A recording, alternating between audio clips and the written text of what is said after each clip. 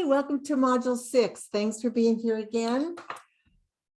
Marianne Cintron, I want to show you that step 7 is amazingly easy. It's just like step 5 without the whiteboard. So all you're going to do is say the word and just ask your student, say sun. What's the beginning sound of sun? What's the ending sound of sun? What's the vowel in sun? Okay. Say tan. You're just going to pick one and you move on. It's just to change it up for the child. We're still being structured, or we're systematic, and it's sequential, and the student knows what to anticipate. It breaks up the monotony. When they're in a workbook for 10 minutes, they're going to change it up and do this. It's just a nice break. So say peg. What's the beginning sound of peg? What's the ending sound of peg? What's the vowel in peg? Do you know a lot of students don't know what the beginning and what the ending means? So you're teaching them something really significant right now. So when we use the larger words, if you're in exercise 2, you'll say milk. What's the beginning sound in milk? What are the 2 ending sounds in milk? Let them say ilk. Okay, what's the vowel in milk? Okay, say hops. What's the ending sound of hops? What's the beginning sound of hops? And that's all you're doing. You're giving them beginning, middle, ending sounds. And you're not using a whiteboard. It's all auditory. And then you could go to the 2 syllables. Say velvet. What's the first syllable of velvet? Vel. What's the second syllable of velvet? Vet. What's the first sound of velvet? What's the last sound of velvet? So really their brain is spanning a whole 2-syllable word. So that's what I wanted to show you. That's step 7. So now I'm going to show you how I log this in my planner to show you how easy it is. And I'm going to show you what the workbook number 2 looks like. So here's my planner. Now let me ask you, how easy is it? Here's step 7. Boom. You could write the word that you used so that you don't use it again. That's what I'd recommend. But look how easy this planner is. You're going to say, use the white consonant cards and use the green vowels, or what the new letters are you added. You're going to say you used the circles, you're going to say, the first 3 words, the next 3 words.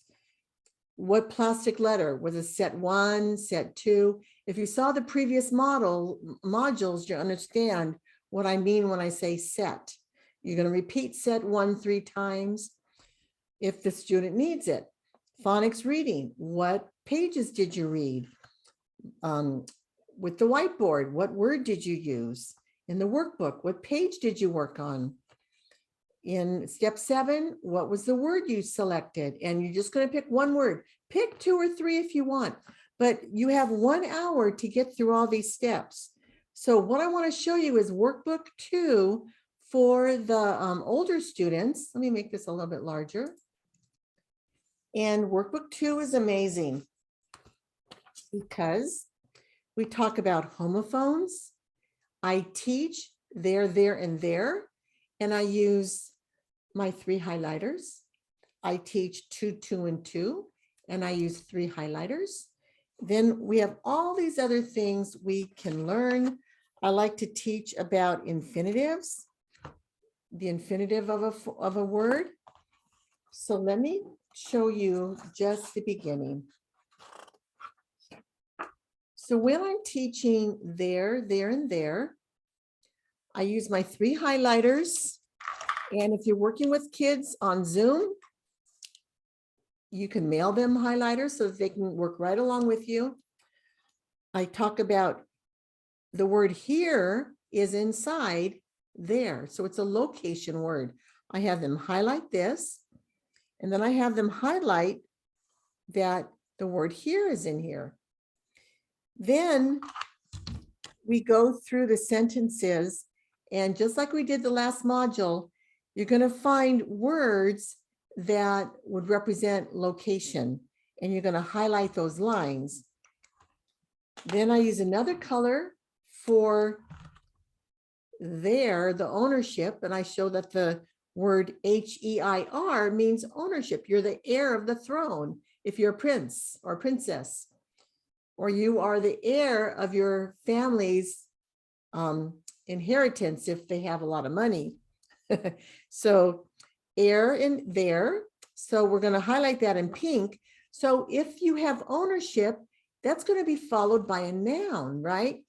So which sentences here have a noun that could be, it's like I point out that the noun is noises. So I'm going to underline noises, and I'm going to underline the line because growling is a describing word of noises, okay? And it's actually called an adjective of noises. So some of these have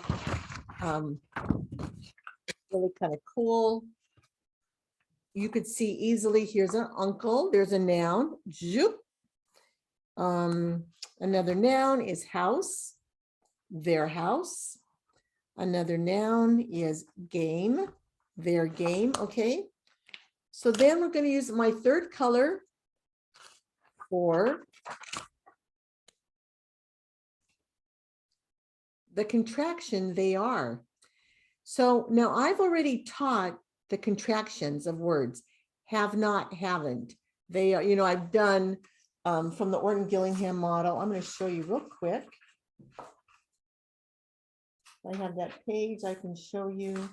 Well, I have an Orton Gillingham page that does all the contractions, and I check them off, see if they're ready for this one. So are represents a verb, right? It's a verb of being, or are, it's a linking verb, okay? We don't say I are, we say I am, but it could be a verb of being, they are, okay?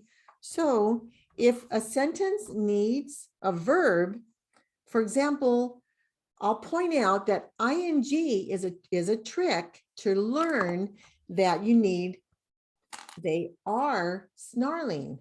So they're snarling. That's when you need apostrophe re. They're, don't get confused here, even though it's ing. Remember, we talked about that being the adjective describing noises. But what about making? They are making me scared. They're making me scared. So I just have them highlight the lines, and then we go back and fill it in. Another verb, here's going. They're going. They're coming down. Okay, so go ahead and highlight that. Then what's real exciting is I give them, let me stop my share. I give them, I write out index cards, and I put the 3 words on the index cards. There, T-H-E-R-E is going to match the same color I used. T-H-E-Y apostrophe R-E is going to match the color that they used. And then T-H-E-R-E is going to be written in the same color. So what I do on day 2 or 3, this might take 2 days to go through, typically 2, it might be more, but as a culminating exercise, I have them hold up the card that they need to use to represent the line, or they can point to it if I'm sitting at my desk with them. So then I read the story. There are 2 shepherd dogs outside my yard. They need to point to the card that says T-H-E-R-E. They're snarling at each other. All they do is point to the T-H-E-Y apostrophe R-E. I've heard it before. They're about to have a fight. They are. So keep in mind let me get rid of this document camera also. Keep in mind, if you miss something on the line, you could just go back. We've done it. Just get the same highlighter, mark what the line is, and write that word in. So this is just a glimpse of what the 5B workbook looks like. It's for the older students in 5th grade and above. I do have some students, like I said, if they've been with me over 100 hours, I'm going to bring this out, even if they're a 3rd grader. I've had 4th and 4th graders who've been very bright, and this has a lot of writing practice in it. So we're going to be doubling the consonant with a short vowel sound of a 1-syllable word before we add ing or a suffix. We talk about infinitives, and it just really helps them with writing practice. So I love workbook 5B. So since that's step 8, if you have a younger student who doesn't have this workbook, you're going to be able to select something else you want to teach them. Maybe you want to teach them contractions. Maybe you want to teach them a syllable type. And also you can go back to the workbook and pick out workbook 1 and pick out another page you want to work on. And you can also use that time to teach from the grammar tricks. And I'm going to teach you about the grammar tricks coming up. So that's the end of module 6. I hope this has been really informative for you, and I look forward to sharing with you module 7. Bye-bye now.